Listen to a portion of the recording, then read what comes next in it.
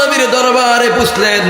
রব্বুল আলামিন তখন আয়াত নাযিল করে দিয়েছেন, কুল ইয়া ইবাদিয়াল্লাযীনা আসরাফু আলা আনফুসিহিম লা তাকনাতু মির রাহমাতিল্লাহ। আল্লাহু আকবার।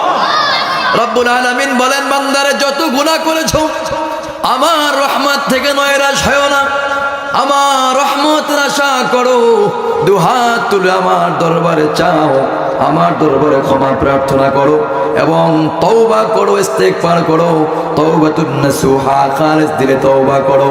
এই আয়াত যখন আল্লাহ নাজিল করে দিলেন, এই আয়াতটা লিখে বিশ্বনবী রাহমাতুল লিল আলামিন হযরত ওয়াহাশী রাদিয়াল্লাহু তাআলা আনহুর নিকট পাঠিয়ে দিলেন।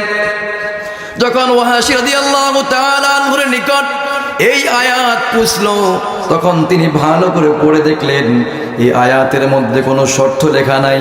আল্লাহ বলছেন, তার রহমত থেকে নৈরাশ হইও না, যত গুনাহ করেছো আমার কাছে ক্ষমা চাও, আমি আল্লাহ তোমার জীবনের গুনাহ ক্ষমা করে দিব। যখন হযরত ওয়াহাশী রাদিয়াল্লাহু তাআলা আনহু দেখলেন এই আয়াতের মধ্যে কোনো শর্ত নাই, তখন মক্কা থেকে মদিনায় রওনা করলেন, বিশ্ব নবীর দরবারে আসলেন।